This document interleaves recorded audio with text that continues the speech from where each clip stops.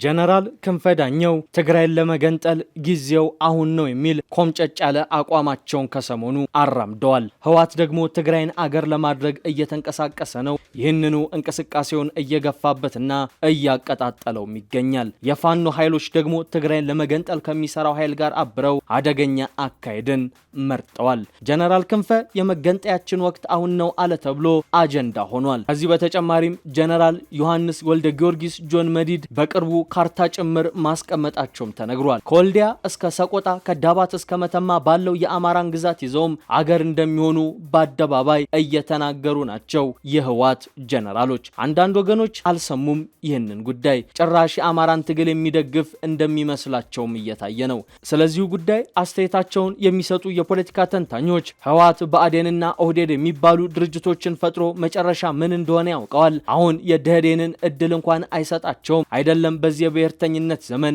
ያለፈው ጥፍጥፎቹም ዋጋ እንዳስከፈሉት ያውቃልና በማለት ይናገራሉ። እንዲያውም አሁን ጫካ ባሉት የፋኖ ታጣቂዎች መካከል ያለው ልዩነት አንዱ ምክንያት በዋነኝነት ከህወሓት የመነጨ ነው ይላሉ።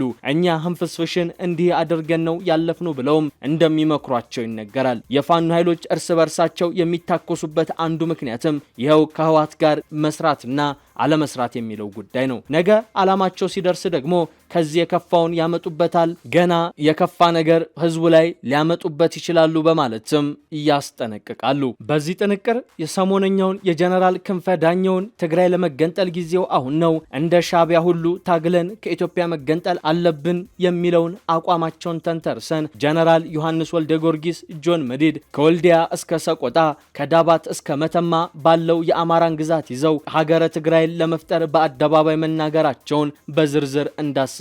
ቪዲዮን ላይክ አድርጋችሁ በመጀመር አብራችሁን ቆዩ። ወደ ዝርዝሩ እናምራ።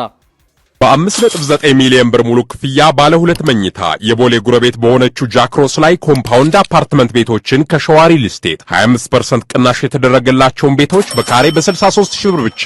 ድርጅታችን ሸዋሪ ሊስቴት የሸዋ ሾፒንግ ሴንተር እህት ኩባንያ ሲሆን ባለፉት 2 ዓመታት ከ100 በላይ ቤቶችን አስረክበናል። አሁን ደግሞ ከ10% ቅድመ ክፍያ ጀምሮ ለሚከፍሉ በካሬ በ83000 ብር ብቻ ባለ ሁለት መኝታ በ790000 ብር ቅድመ ክፍያ ብቻና በ7.9 ሚሊዮን ሙሉ ክፍያ ባለ 3 መኝታ በ1.1 ሚሊዮን ቅድመ ክፍያና በ11 ሚሊዮን ሙሉ ክፍያ ይግዙ። ይህ ቤት ዋጋ ለ10 ቤቶች ብቻ ስለሆነ ይደውሉ። የትግራይ መገንጠል ጉዳይ በስፋት እየተነሳ ነው። በክልሉ የፖለቲካ ልሂቃን ዘንድም አጀንዳ ሆኖ እየተቀሰቀሰበት ነው። ህወሓት ህዝቡን የመቀስቀሻና ስሜቱን የመኮርኮሪያ ዋና አጀንዳ አድርጎታል። ጀነራል ክንፈ ዳኘው የቀድሞ የሜቴክ ዋና ኃላፊም ከሰሞኑ ስለዚሁ ጉዳይ በዝርዝር ተናግረው አጀንዳው ተጋግሏል። ጀነራል ክንፈ ከሰሞኑ መቀሌ ተቀምጠው በሰጡት አስተያየታቸው ትግራይ ከኢትዮጵያ ተገንጥላ አገር የምትሆንበት ወቅት አሁን ነው፣ ትግራይን ከኢትዮጵያ ገንጥለን አገር እናደርጋለን በማለት ተናግረዋል። ጊዜው አሁን ነው ብለዋል። ከዚህ ቀደም የትግራይን አገር የመሆን አቋማቸው ለማንጸባረቅ ሲሉ ኢትዮጵያዊነት በሽታ ሆኖብናል ያሉት ጀነራሉ ዛሬ ደግሞ የመወሰኛ ጊዜው አሁን ነው ማለታቸው ትኩረት ስቦ ነው የከረመው። ጀነራሉ መወሰኛው ጊዜ አሁን ነው ያሉት ህወሓት የትግራይን ራስን በራስ የመወሰን መብት ለማስከበር ትግል ላይ ነኝ በሚልበት ወቅት ነው። የትግራይን ነፃ አገር መሆን ለትግራይ ምሳሌ መሆን እንዳለበትም ቀስቅሰዋል። ሻዕቢያ ደርግን ታግሎ የኤርትራን ህዝብ ነፃ አውጥቷል። አሁንም በደብረጽዮን ገብረ ሚካኤል የሚመራው ቡድን የትግራይን አገርነት ማረጋገጥ አለበት ሲሉም መክረዋል። የኤርትራን ነፃነት ወይም ባርነት የሚለውን ህዝበ ውሳኔ የሻዕቢያ ትግል ውጤት መሆኑን በማንሳትም ትግራይን በተመሳሳይ መንገድ ራሷን ለማውጣት መወሰን አለባት ይላሉ። ትግራይ ከዚህ በኋላ የኢትዮጵያ ፌዴሬሽን አካል ሆና መቀጠል የለባትም የሚል አቋም አለኝ የሚሉት እኚህ ጀነራል በአሁኑ ወቅት ትግራይ ከኢትዮጵያ ጋር የሚያገናኛት ነገር የለም በማለት ሀገርነትን ለማወጅ ማቅማማት አያስፈልግም ብለዋል። የሜጀር ጀነራል ክንፈ የትግራይ ሀገርነት ይተውጅ ውትወታ በብዙዎች ዘንድ አነጋጋሪም አሳዛኝም አጋጣሚ ነው። የትግራይ ህዝብ በኢትዮጵያ ሀገረ መንግስት ግንባታ ግንባር ቀደም ሚና የተጫወተ ህዝብ መሆኑን በመካድም የትግራይ የመገንጠል አቋም ባላቸው አካል እጅ መውደቋ ብዙዎችን ያስቆጫል። የመገንጠል አጀንዳ የሚያቀነቅኑ አካላትን በመቃወም በርካታ የትግራይ ወጣቶችና በህወሓት ውስጥ ያለፉ ፖለቲከኞች እንዲሁም ወታደራዊ አመራሮች ጭምር መኖራቸው ይታወቃል። ይሁን እንጂ እነዚህ አካላት አሁን ላይ በትግራይ ጉዳይ ላይ ለመወሰን ተጨባጭ አቅም እንደሌላቸው የሚገለጽ ሲሆን አብዛኞቹም ሸሽተው አዲስ አበባ ይገኛሉ። የትግራይ መገንጠል ከአዋጭነት ከዓለም አቀፍ እውቅና ከቀጠናው ጂኦፖለቲካዊ እውነታዎች አንጻር እጅግ ውስብስብ በመሆኑ በቅርብ ጊዜ ውስጥ የመሳካት እድሉ ግን አነስተኛ ነው ይላሉ የፖለቲካ ተንታኞች። የዚህ መስተጋበር ዋና ዋና ምክንያቶችም እንደሚከተለው ይዘረዝሯቸዋል። በቀዳሚነት የሚያነሱትም የፕሪቶሪያ ስምምነትንና የፖለቲካ አቋም ጉዳይን ነው። በ2022 የተፈረመው የሰላም ስምምነት ትግራይ ከፌዴራል መንግስት ጋር በኢትዮጵያ ህገ መንግስታዊ ማዕቀፍ ውስጥ እንድትቀጥል የሚያደርግ በመሆኑ የክልሉ ጊዜያዊ አስተዳደርም ሆነ ህወሓት መገንጠልን እንደ ዋና የፖለቲካ ግብ አልያዙትም ነበር። ሁለተኛው ዓለም አቀፍ እውቅና ነው። ዓለም አቀፍ ህግና ልምድ አኳያ አንድ ክልል እውቅና ከተሰጠው የፌዴራል መንግስት ካልተገኘ ወይም አገሪቱ ካልፈረሰች በስተቀር ነፃ አገር መሆን አይቻልም። ሌላው የሚነሳው እዚህ ጋር የኢኮኖሚ ጥገኝነትና የወሰን ይገባኛል ጥያቄዎች ናቸው። እነዚህን ጉዳዮች እስቲ በመጠኑ አፍታተን እንመልከታቸው። ዓለም አቀፍ ህግ አንጻር ወይም ልማድ ካየነው ትግራይ ብትገነጠል ኢትዮጵያ እውቅና ካልሰጠቻት ወይም ኢትዮጵያ ካልፈረሰች በስተቀር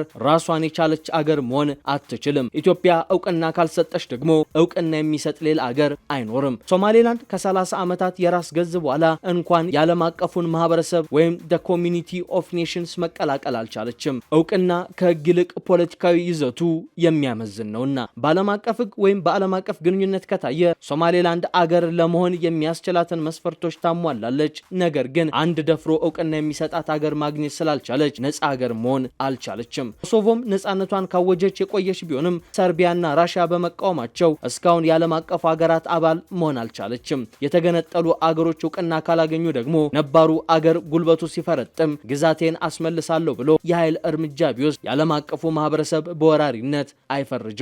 ዋናው ሶማሊያ ተጠናክራ ሶማሌላንድን በጉልበት ብትቀላቅል የጸጥታው ምክር ቤት የሚሆን ሌላ አገር ለምን የማለት ህጋዊ መብት የለውም። እውቅና ከተሰጠ በኋላ ግን ያንን ማድረግ አይቻልም። አገሮች ለሚገነጠሉ አዳዲስ መንግስታት እውቅና የማይሰጡት በሁለት ዋና ዋና ምክንያቶች ነው ይባላል። አንደኛው ምክንያት አንድ ቀን በአገራቸው ተመሳሳይ ነገር ቢፈጠር ሌላኛው አገር በተመሳሳይ መንገድ እንዳይበቀላቸው በመስጋት ነው። ሁለተኛው ምክንያት ደግሞ በአገሮች የውስጥ ጉዳይ ጣልቃ ገብነት እንዳይከሰሱ ስለሚሰጉ። ህጉንም ፖለቲካውንም እንተውና እንደው ለመሆኑ ትግራይ ብትገነጠል እንዴት ልትኖር ነው? ነዳጅ የላት፣ ወደብ የላት፣ ኢንዱስትሪ የላት፣ በምግብ እህል ራሷን አልቻለች። ታዲያ እንዴት ሊኖር ነው የታሰበው? በዚያ ላይ ዓለም አቀፍ እውቅና ካልተገኘ እንዴት ነው የሚኮነው የሚል ጥያቄ ይነሳል። በተለይም የኢኮኖሚ ጉዳይ በዋናነት የሚጠቀስ ነው። በአሁኑ ወቅት ትግራይ ብትገነጠልና ወደፊት አገር ብትሆን የባህር መውጫ የሌላት ወይም ላንድ ሎክድ ስቴት ነው የምትሆነው። ይህም ማለት ለውጭ ንግድ በጎረቤት አገሮች ላይ መመርኮዝ፣ የወደብ ክፍያዎች፣ የንግድና የሎጂስቲክ ወጪ መጨመር ከፍተኛ ጥያቄ ነው የሚሆነው። ከአጎራባች አገሮች ጋር የትራንዚት ስምምነት የግድ አስፈላጊ ይሆንላታል። ከዚህ በተጨማሪም ከቀሪው ኢትዮጵያ ጋር የንግድና የገበያ ግንኙነት መፍጠር አለባት።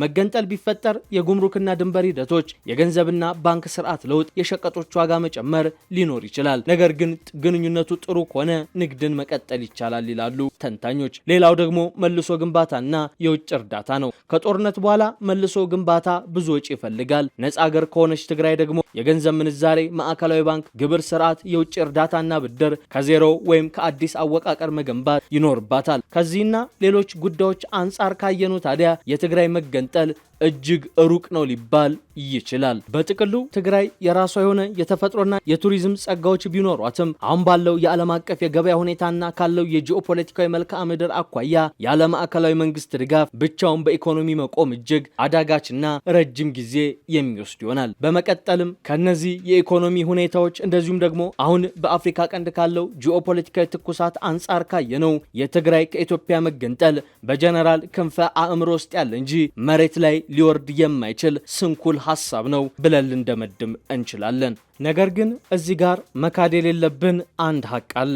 እርሱም የትግራይ የመገንጠል አጀንዳ እያቀጣጠለ ያለው አሁናዊ የፌዴራል መንግስቱና የህወሓት ትኩሳት መሆኑን ነው። በተለይም ደብረጽዮን ገብረ ሚካኤል ራሳቸውን ከሰየሙና ከሾሙ በኋላ እንዲሁም ጊዜያዊ አስተዳደሩን ካፈረሱ በኋላ በሁለቱ ኃይሎች መካከል ያለው ፍጥጫ እጅጉን አይሏል። ይህ ደግሞ ትግራይ በኢትዮጵያ ፌዴራላዊ ስርዓት ስር አይደለችም ወደሚል ስሜት እየገፋ ይገኛል። የሁለቱን ዓመት ደም አፋሳሽ ጦርነት የገታው የፕሪቶሪያ ስምምነት ከመቼውም ጊዜ በላይ በበለጠ አደጋ ውስጥ መግባቱም የትግራይ የመገንጠል አጀንዳ እንዲቀጣጠል አድርጎታል። ህወሓት ይህ ስምምነት ፈርሷል የሚል አቋም አለው። ይህንንም አቋሙንም አሳውቋል። ለዚህም ተጠያቂ የሚያደርገው የፌዴራል መንግስቱን ሲሆን የጠቅላይ ሚኒስትር አብይ አህመድ መንግስት ግን እስካሁን ስለዚህ ጉዳይ ይፋዊ አስተያየት አልሰጠም። ህወሓት ከ6 ዓመት በፊት በተደረገውና ለጦርነቱ እንደ አንድ ምክንያት በሚጠቀሰው ምርጫ የተቋቋመውን የትግራይ ክልል ምክር ቤትም ወደ ስራ መልሶታል። በአጭር ቋንቋ መፈንቅለ መንግስት አከናውኗል።